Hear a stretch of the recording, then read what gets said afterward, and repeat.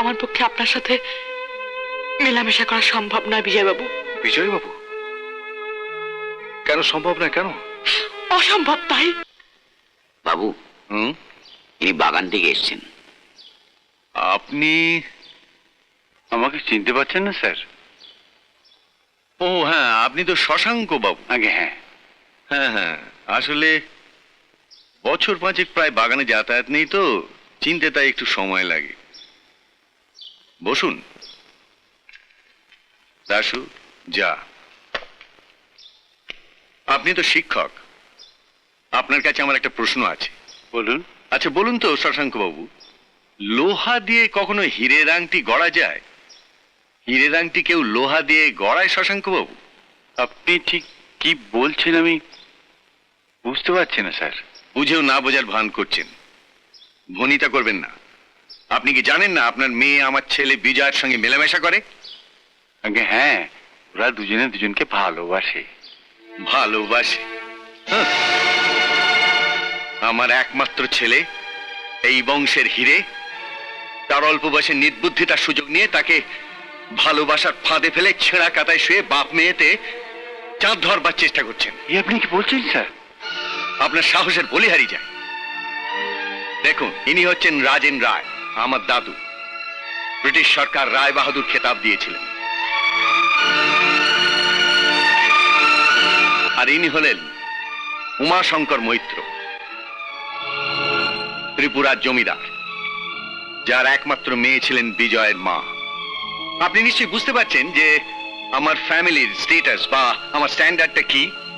সেরকম ক্ষেত্রে আপনার মতো একজন মাস্টারের মেয়ের সঙ্গে আমার ছেলের বিয়ে দিলে সোসাইটিতে আমার... থাক স্যার থাক, অনেক হয়েছে।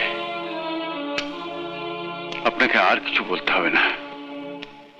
আমি জলের মতো সব বুঝতে পেরেছি।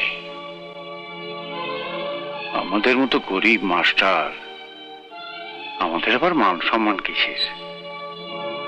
মান সম্মান, স্ট্যাটাস, এসব তো তাদেরই হয় যাদের অনেক টাকা আছে। কথাটা একদিন জানতাম না স্যার, আজ জানলাম।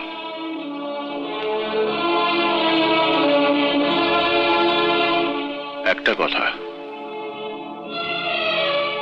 হীরের আংটি সোনা দিয়ে গড়ালেই মানায় ভালো স্যার। হীরের জন্ম কিন্তু সোনার খনিতে হয় না, হয় কয়লার খনি।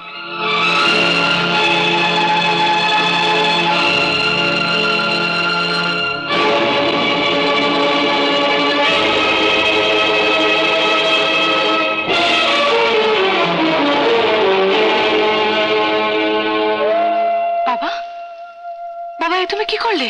ওটা মারা গেছে মা, ওকে দাও হতে দে। তোমার এত সাধের বই, আজকের দিনে ওটা অচল।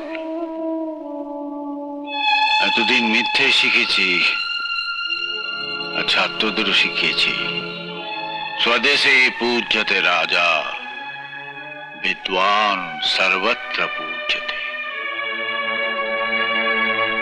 আজ থেকে আমি নতুন বই লিখব, তাতে লেখা থাকবে স্বদেশে পূজ্যতে রাজা, অর্থং সর্বত্র পূজ্যতে। এতদিন বাদে পুরো সত্যটা আমি শিখে এলাম মা। বিজয়ের বাবা তোমায় কি বলেছেন? সেসব তো না শোনাই ভালো মা।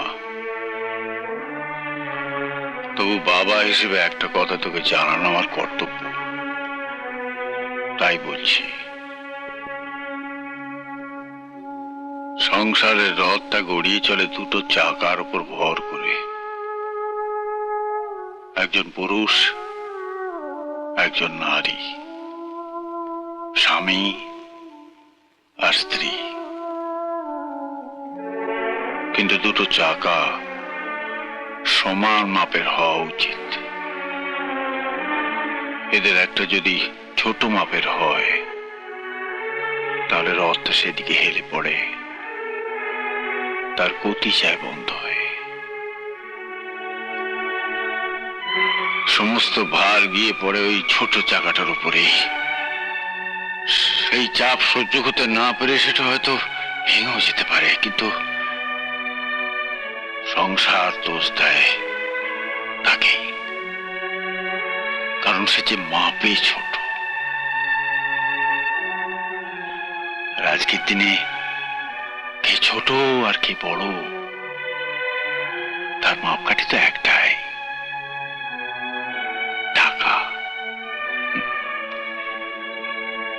এই সহজ সত্যটা বিজয় ধনবান পিতা তো গরিব মাস্টার বাপকে আজ খুব সহজ করে বুঝিয়ে দিয়েছে মা, খুব সহজ করে।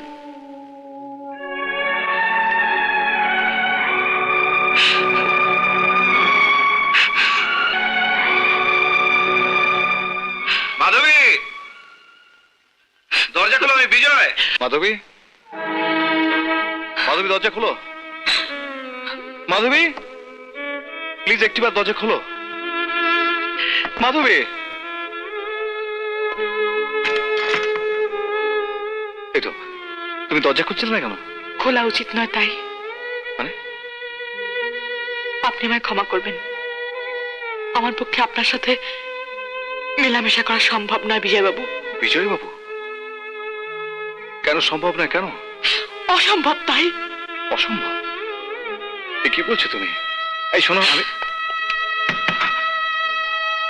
মাধবী,